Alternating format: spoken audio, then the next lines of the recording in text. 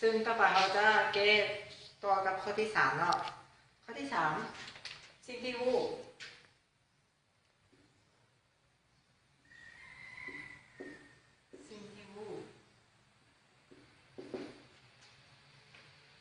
วัตถุอันหนึ่งว่าอยู่ต่อหน้าแหวนกลมลุก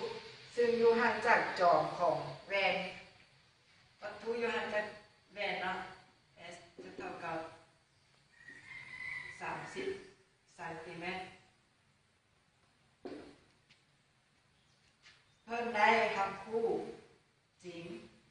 ซึ่งห่างจากจอมของแหวนคู่จริงแล้วคู่ S ขีดเท่ากับ45เซนติเมตรเนาะ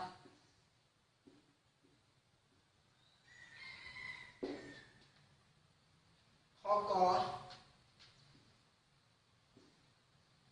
จงสอบหาระยะซูมและรัศมีของแหวนระยะซูมจะเป็นตัว F เท่ากับเท่าไหร่และรัศมีของแหวน R เท่ากับเท่าไหร่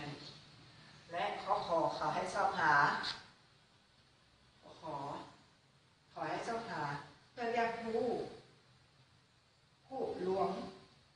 และใหญ่กว่าวัตถุสีเขียวซึ่งผู้ว่าผู้รวมใหญ่กว่าวัตถุสีเขียว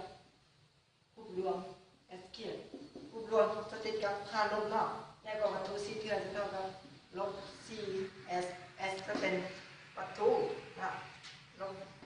ใหญ่กว่าวัตถุสีเขียวแต่ว่ามันจะเป็นผู้รวมเพราะนั้นจึงติดค่าลบแล้วเขาให้สอบหาว่าวัตถุจะอยู่ห่างจากแหวนเท่าไหร่ S จะเท่ากับเท่าไหร่นะถ้าเราไปเก้เลยเก้เราจะสอบหาเอากอไก่เนาะกอไก่ซึ่งเขามีสูตรสอบหาข้อกอซึ่งเขามีสูตร1ส่วนให้ F เท่ากับ1ส่วน S บวกให้1ส่วนให้ S ขีดเนาะซึ่งเขามีสูตรแบบนี้เนาะแล้วเอาค่ามาแทนใส่เลยแล้วก็1ส่วน F F นี้จะเป็นตัวที่เราต้องหาเท่ากับ1ส่วน S จะเท่ากับ30 1ส่วนให้ S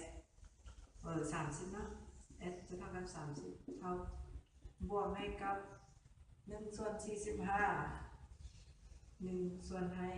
45เพราะว่า S เขียนไว้จะเท่ากับ45เซนติเมตรแล้วตอนนี้เราก็คูณไฟธรรมดา1ส่วน F เท่ากับคูณไฟธรรมดาเนาะจะได้45มาบวกให้กับ30 45คนให้1ออก45 30คน1ออก30เนาะส่วนให้กับ30คนให้45จะได้0 3 42 35 15 3 42ได้13เนาะ1,350เนาะเท่ากับ1ส่วนให้ F เท่ากับเอา45บวกให้30จะได้75ส่วนให้กับ1,350เนาะถ้าจะได้เราต้องการจะหา F ซึ่งเขาคุ้นค่อยอะไรก็ได้หรือว่าเขาจะปิ้นอะไรก็ได้เราเอาตัวนี่มาคูณให้กับ75เอา1,300มาคูณให้กับ1อะไรก็ได้แล้วเอาถอนเอา F จะให้1,350นี่ส่วนให้75เนาะถอนเอา F เท่ากับ1,350มาหารให้75 1,350หารให้75จะออกเป็น18เซนติเมตรเนาะเส้นของส่งได้ F จะเท่ากับ18เซนติเมตร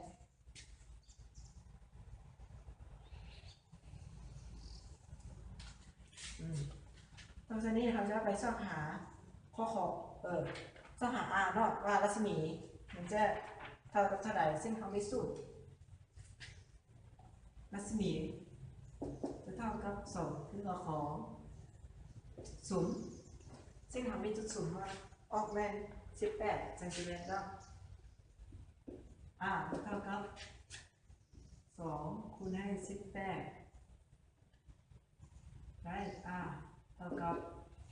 28 16นะ6ที่1 2 2เป็น36เซนติเมตร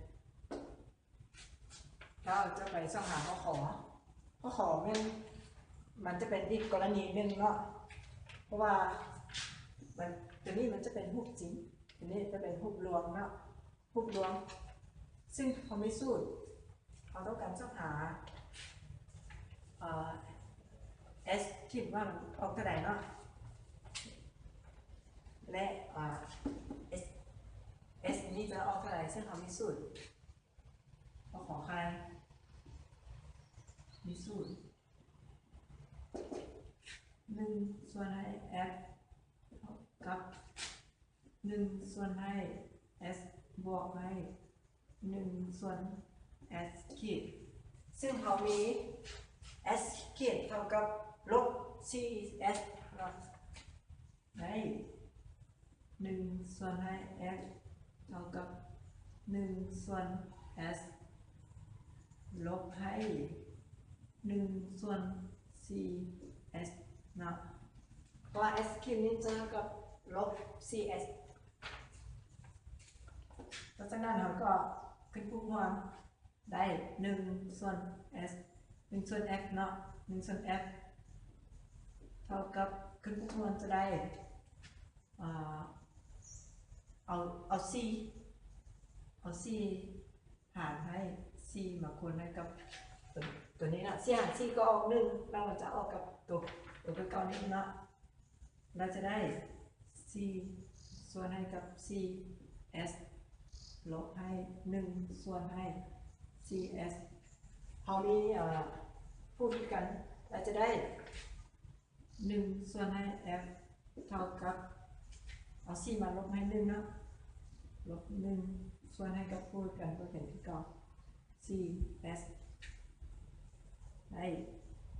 1ส่วนให้ F นี้เท่ากับ4 ลบ 1ยังเหลือ3ส่วนให้ CS แล้วเราได้แล้วว่า F นี้จะเท่ากับ18 เซนติเมตรเนาะเอา18มาเป็นค่าใส่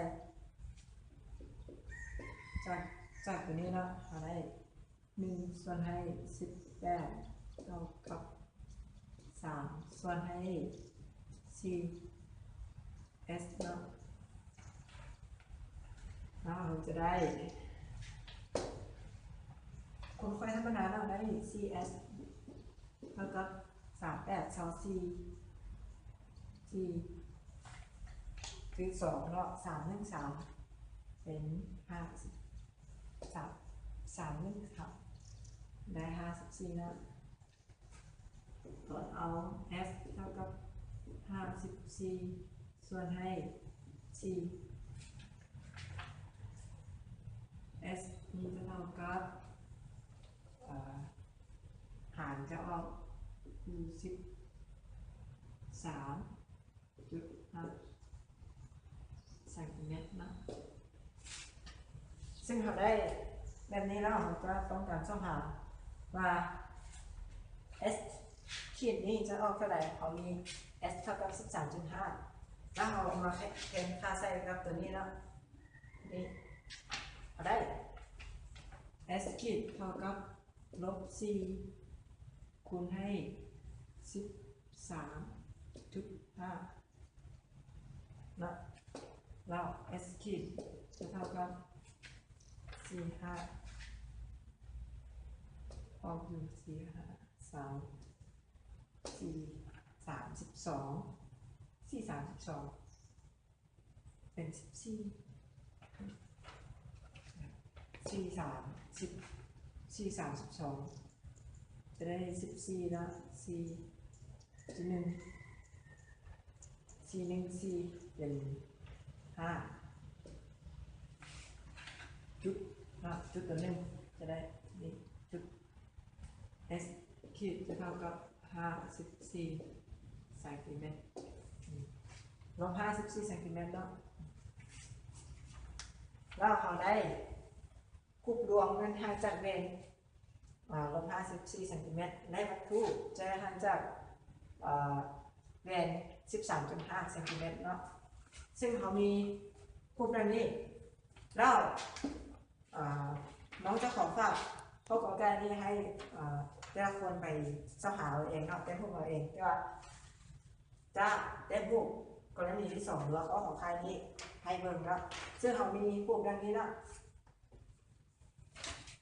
ซึ่งเขาจะวาง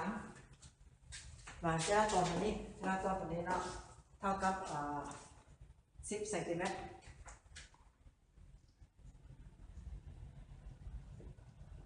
ฝัง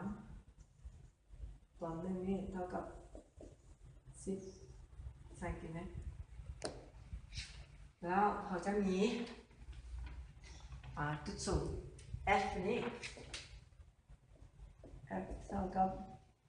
ถ้าตัวหนึ่งนี่เท่ากับ10เซนติเมตรแล้ว18เนี่ยจะได้ 1.8 ถอนนะ 1.8 อ่อนนะแล้ว s ขีดในอยู่ลบ54เซนติเมตรเนาะจะได้ s ขีดเท่ากับลบ5.4 ถอนและ s เท่ากับ13.5 เนาะจะได้ 1.35 ถอนเนาะแล้วเขาได้ว่าจุดสูงจะอยู่ 1.8 ถอนเนาะถอนหนึ่งจะอยู่บนนี้จะเท่ากับ10เซนติเมตรเนาะเวลาถอนถ้าเขาได้ว่าโคบมันอยู่ใน 1.8 ถอนจะอยู่ระหว่างบนนี้เนาะ 1.8 ถอน s จุดสูงจะอยู่จุดนี้เนาะแล้วคูบจะอยู่ในระหว่าง 1.35 ถอนเนาะ35จะอยู่ระหว่างจุดนี้คูบของ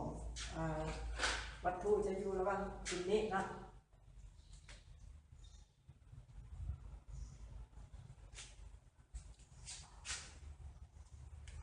นี่จะเป็นรูป AB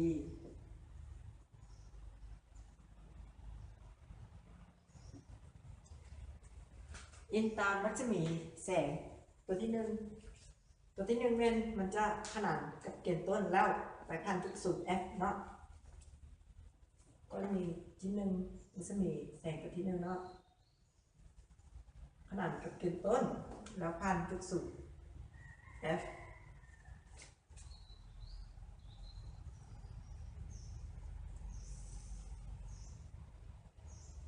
ซึ่งวันนี้มันจะแก้ยาวออกไปเนาะ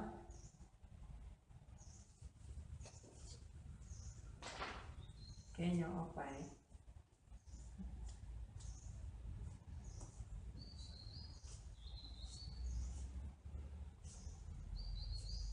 ยาวออกไปเลยเนาะแล้วมันจะมีแสงตัวที่2จะพันจุดสูง F ซึ่งมันจะมาตัดกับมันจะมีแสงตัวที่1แล้วเขาจะแต้มกับมันจะมีแสงตัวที่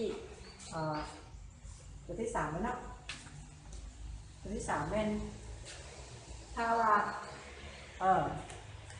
นี่เขาโซกได้เป็นอยู่ระหว่าง36เซนติเมตรเนาะเราจะเท่ากับก็เท่ากับ 3.6 ถอน 3.6 มันจะอยู่ระหว่างนี้จะเป็น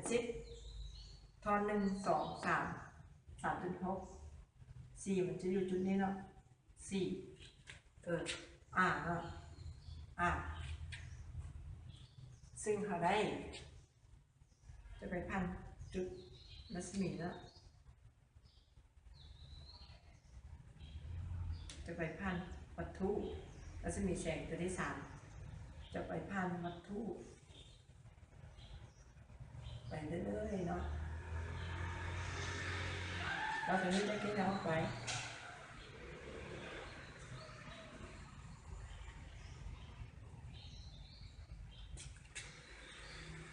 เดี๋ยวเหนียว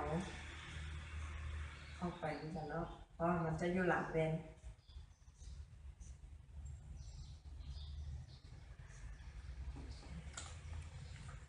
แล้วจะตัดกัน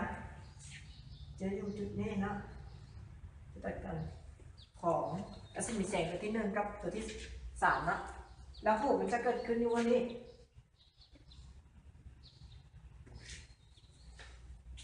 หูมันจะเกิดขึ้นอยู่วันนี้นะ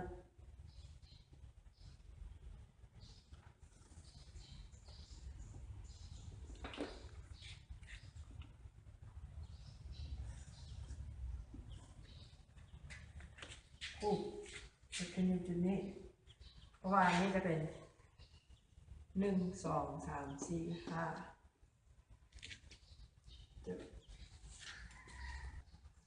ซึ่งพวกจะเกิดอยู่จุดนี้นะจุดนี้จะเป็น1 ทอนจะเท่ากับ10 1 2 3 4 5ระหว่าง5.6เนาะ5.4เนาะ5.4 ทอนจะอยู่ทางเบื้องนี้จะเป็นหลังพวกจะกิจข้าวลบเนาะแล้วโคบมันจะเกิดอยู่ A ขีดเป็น B ขีดเนาะ